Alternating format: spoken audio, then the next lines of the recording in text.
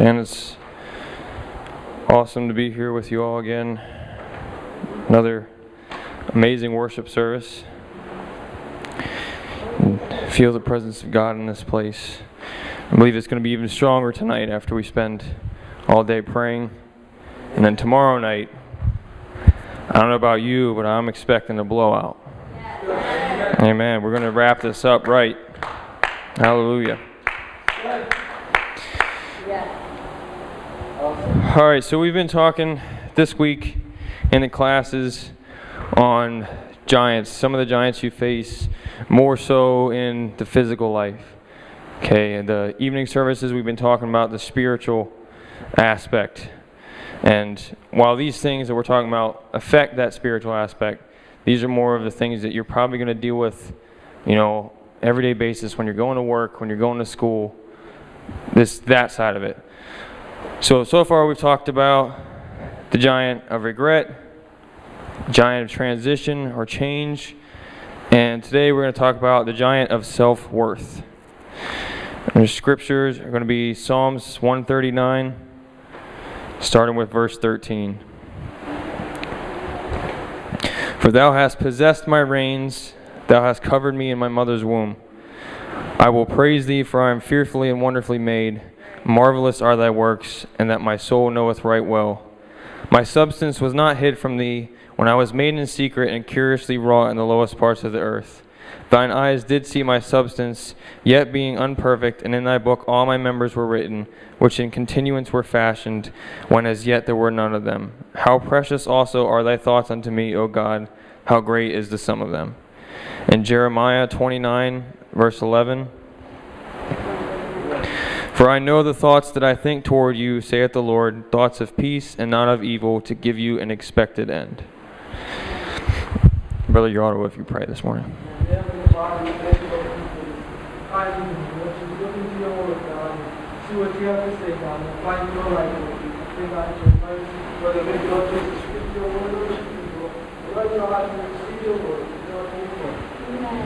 Amen. You may be seated. All right, so today we're talking about the giant of self-worth. So, what exactly is self-worth? Right? Some of you may have an idea what it is, some of you may not. So, dictionary.com defines self-worth as the sense of one's own value or worth as a person, self-esteem, or self-respect. Now, I'm sure at some point or another, you've come across this in your life. Whether it's your own personal life or other people.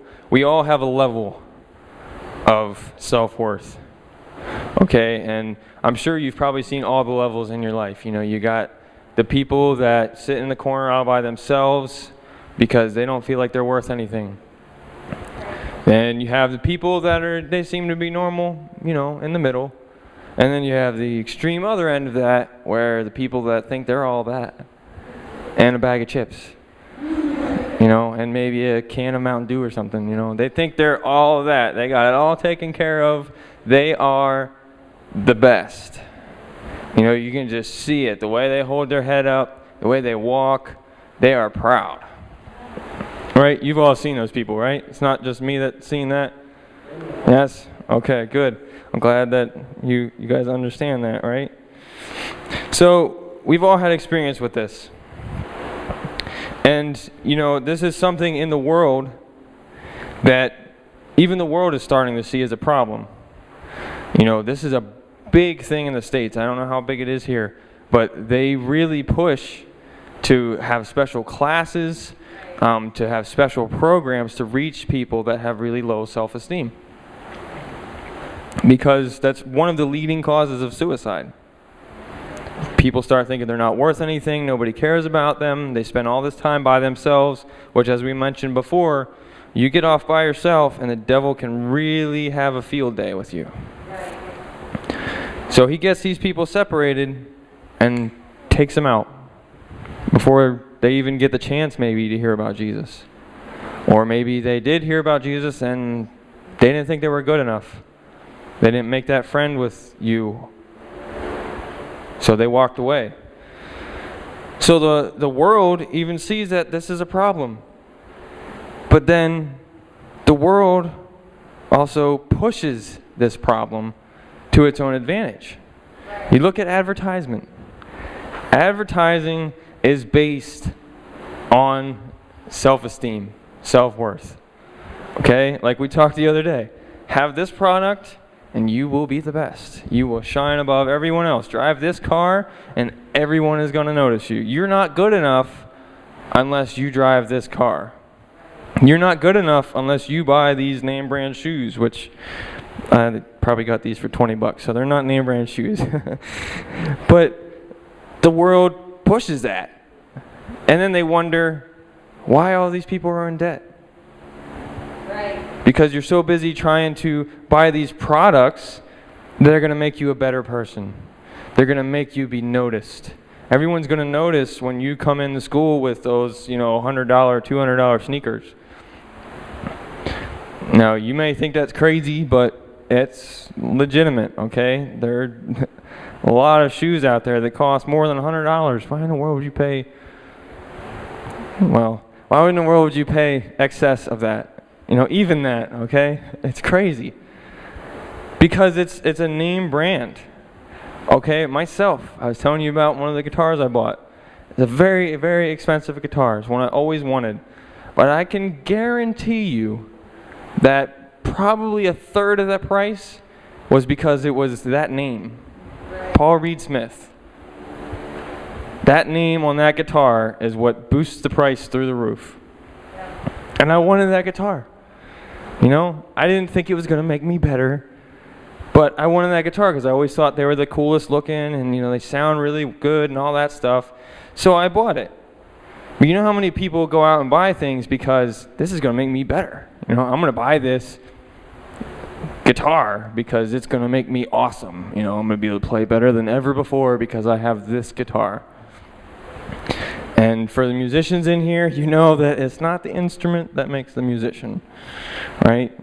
You can play drums, Brother Geraldo, on a bunch of trash cans and trash can lids. If you got rhythm, you can do it. You set somebody down with $15,000 drum set, that's not going to make them play better, right? You can give them 500 cymbals in the world to hit, but if they can't hit them on time, it's not going to make them any better. But that's what the world promotes. They promote, if you buy this, if you have more, that's going to make you happier. That's going to make you a better person. So these people sometimes commit suicide over these things. And then the other people, if they can afford all those things, they like to show them off and rub them in your face. Oh, I got this. I have this. What do you have? And this is a shame. All of this is a shame, especially the ones that end up going the route of suicide. Unfortunately, that doesn't just stop happening when you walk through the church doors. As Christians, we struggle with this issue just as much, if not more, or to a more serious level than anyone else does. So today I want to talk about this giant, and this giant's a little bit different. This giant is versatile. He can show himself in different ways. First way that he likes to present himself is God can't use you. You messed up. You aren't good for anything. Like we talked the first day about regret. You have this in your past. You're not good enough to do this. Just don't worry about it. Nobody likes you. And this is a big thing in the world, but it's a big thing in our lives as well. You're ugly. You don't look good enough. God's not going to use you. You don't have it all together. You don't look just perfect. You can't afford the nice clothes in church, so you're not really giving God your best because you can't afford that $100 dress shirt. You can't afford those $200 dress shoes. And that's what God really wants from you. He wants your best. So he'll be there constantly. You're not just, you might as well just go sit in the corner somewhere. Just, go ahead. He even lets you sit on the back pew. Go ahead, just sit there. It's fine. Just don't do anything. because you're not good enough. So that's the first way. Second way, and I think this one is probably one of the most dangerous, and I think this one probably more of a struggle with any other ones, is that middle ground. You're doing okay. You are doing what God wants you to do. Good job. Keep it up. Just be happy with where you're at. Just don't push any further. You know what? You're doing great. You're playing the drums. You're playing the guitar. You're being a faithful saint. Just stay there. Good job. Isn't that weird? This giant will actually encourage you a little bit. He'll tell you, yeah, you're doing great. Just, go ahead. Go ahead. Give it, go to church twice a week. Go to church 3 times a week. Put money in the offering. That's fine. Like Pastor Gillis preached last night. The prince of this area, he doesn't care if you come to church. Big whoop. What are you going to do? That's the same thing that this giant attacks you with. You're doing fine. It's the mediocre spirit. Where you're good just where you're at. You don't really need to strive to be better. You don't need to push forward. You're doing, this is all God has for you. And he will try and convince you of that and get you stuck there. And I can tell you personal experience, that's where I've been stuck the most. Am I the most self-confident person in the world? No. Not at all. That's why I don't particularly like being up in front of people. But, I don't go sit and hide in a corner somewhere. So I like to think of myself as pretty balanced that way.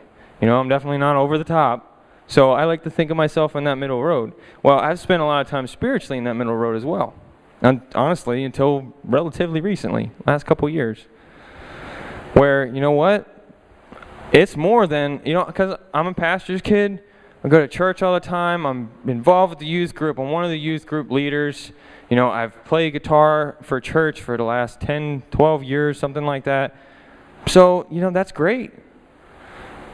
And I was happy there, honestly. I'm doing good. I'm, worshiping God, and things are going well for me, and, I'm doing the will of God, I am anointed when I'm playing the guitar, and that's great.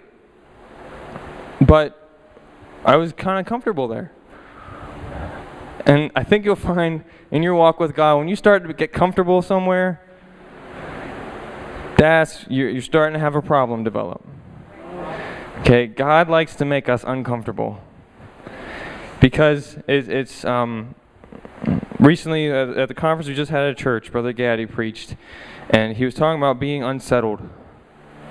Sometimes for a change to happen, you have to get unsettled. Where you're just, I'm sick of it being this way. I'm sick of, the last 10 years, my spiritual level has been the same. I haven't gone up, and, even if you haven't gone down, it's still a problem. You're going to flatline. You notice that? You guys see the EKGs, like the heart reading machines? When you see that flatline, that's a problem. A really, really big problem. And sometimes it takes a little bit of a shock to get you back into it. Okay, they got to hit you with the defibrillators. You ever see that in a movie or something like that? And they rub the stuff together clear and then zap you with it, and your body jumps and your heart starts kicking again. Sometimes God has to do that to us. Sometimes God has to do that to me. That's kind of. Sometimes you have to get a little bit of that shock to get you moving again. Sometimes, lack of a better way to put it, sometimes you just got to get kicked in the pants. You know what? It's time to move, boy. Come on, get a move on. Move it. Let's go. You're getting comfortable here, and you can't get comfortable. Your walk with God should always be progressing. Okay, it's just like the human body. Okay, once you stop growing, you start dying. There is no middle ground. Okay, once your body stops building itself up, it starts deteriorating. And our spiritual walk with God is the same way. So this one is really dangerous because you feel comfortable here. You know, that first one, you don't feel good because you feel left out. You feel all by yourself. But the second one, you feel okay.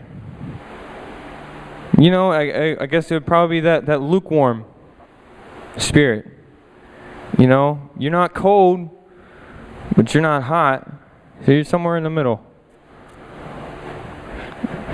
Now the third one, again, is a big problem. And I know it's a problem here, and it's a very big problem in the U.S., where it's the extreme other end. This giant will encourage you right off the top. You are amazing. You've got it all together. Look at you up front praising. You jump the best. You sing. Oh my goodness, do you sing? Wow, it just blows my mind. You are so talented. Good. You know what? When you're with that youth group, they can't make it without you. You're the one that gets everything going. You are the man. You are the woman. What in the world would that church do without you? And you know what? Pastor, you don't really need to listen to him. You know, you've got a lot of this figured out. You know the Bible. You know it front to back. You don't have to listen to him. You got it figured out for yourself. You got it figured out for yourself. You can do it by yourself. You know, the church can't survive without you. Believe it or not, that's a very popular one. Especially, and I don't know who's exactly the musicians other than people that I've seen so far, and who's working towards that, but that is a dangerous spot.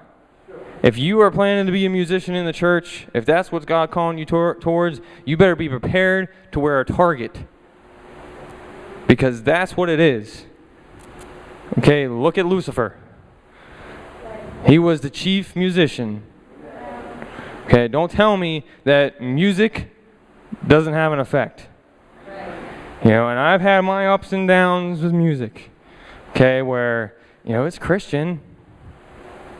Have you guys ever heard of Christian death metal? A band called Demon Hunter. It's out there. Christian Screamo. Where the whole song is screaming. You know? Think about it. Okay, you know what? I'll admit, I'll be honest with you. I dabbled in that a little bit, and then I'm like, what am I doing? Every other song is about death. That's not what living for God is about. You know? Like one of the songs, and I still sing it once in a while because it goes through my head. It's called Carry Me Down. It's about carry me down the aisle that final day. What does that have to do with pleasing God? But they're Christian. And oh my goodness, if you've ever seen the cover of their CD, it's like, it's a demon because that's what they're hunting. Have you ever seen these guys? Okay, in the back of their CD, standing there with their arms folded, covered from head to toe in tattoos, muscle shirts, earrings, piercings. Tell me, what does that have to do with God?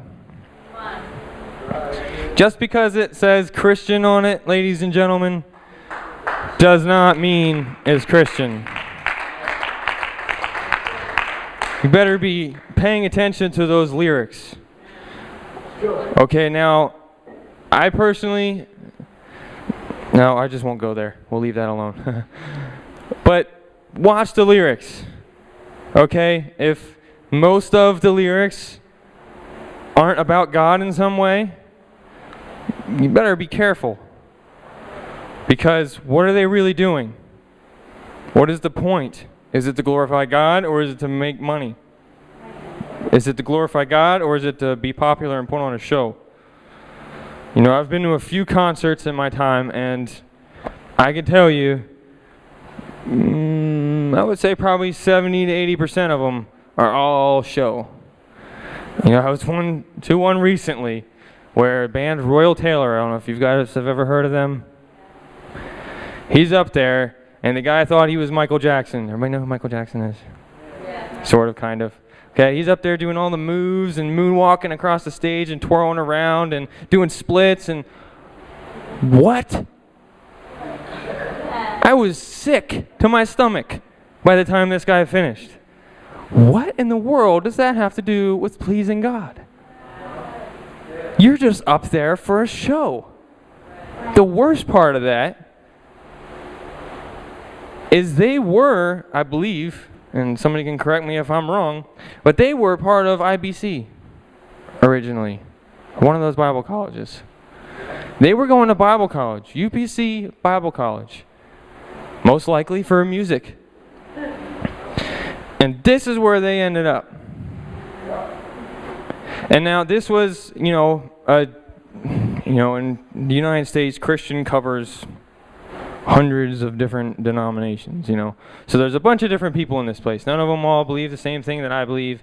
But so we're all there while watching this thing, and I'm looking around just seeing other people's expressions. And there were a bunch of people that don't even believe the same as me going, what is this about? This isn't praising God. This guy's up there breakdancing on the stage for Jesus. Really? So, what is it about? That Christian, another same concert, Red. Have you guys ever heard of Red? Any of you? Some of you have heard of Red. Red gets up there. Okay? Number one, before they get up there, you can tell something's going on because you're testing some of the equipment around the stage. And I'm like, okay, I already knew it was going to be weird because Red's just is a heavy rock band. So I'm like, this is already going to be hard. How far are they going to take this? So they come out and there's this big power switch on the stage, for decoration purposes, for show purposes. So this guy comes out in these baggy overalls and these big goggles and this hard hat, kind of like a construction worker, underground construction worker, and flips this switch and it just boom, and fire shoots out all around, and all these guys come out with their guitars and they got all this dress and makeup and stuff on. What? I got up and walked out. I'm not sitting through this. And you know what? I'm out there and it was in a stadium, so we're walking around. I had my girlfriend and her younger sister with me, and we're walking around, and you know how many people were out there walking around? A bunch. Because that's not glorifying God. What in the world does dressing up in costume and blasting fire and screaming have to do with praising God? Now, I didn't honestly intend to go here, but I'm here. So apparently, this affects everybody, okay? This still affects me. I still have to sit there, you know what, maybe I'll just go ahead and delete that band, I'll just be listening and it'll come on and be like, oh, I never really thought about that song. I guess I'll go ahead and get rid of it. So I still, this still affects me, okay? I'm a guitarist. I'm an electric guitarist. So I like a good rock beat. I like that good guitar solo going on.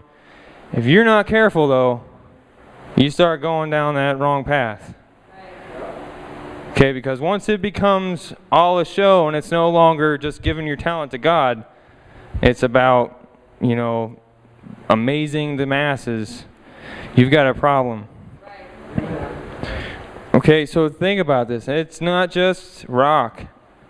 Okay, it's not just rap. There are a bunch of things. Okay, look up the artist. What do they look like? Okay, you may not think this matters, but look them up. If this band you look up is covered in tattoos from head to toe, and look like they hate the world, and maybe some of these bands wear makeup, eyeshadow, Christian band. You might not know that if you hear it. It sounds good. Okay, I'll be honest with you. Some of Red's music, I like it. It sounds good. I saw that concert, and I was like, whoa. Never mind. It doesn't sound that good. Right. Okay, yeah, it has a good driving beat to it, and you can really rock out and stuff, but is that the point? No. Come on. No. Be careful, just because it has that label on it. That's one of the areas, that middle one. It's going back to that middle one. He'll get you. Well, okay, so, you don't want to listen to the worldly music anymore. That's fine. Here, take some of this Christian death metal. That's good stuff. It's Christian. Right. So you're okay. That's back to that middle ground one. It's okay. It has the label Christian on it.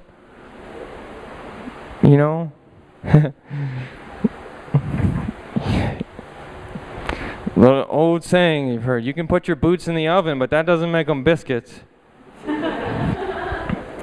Okay?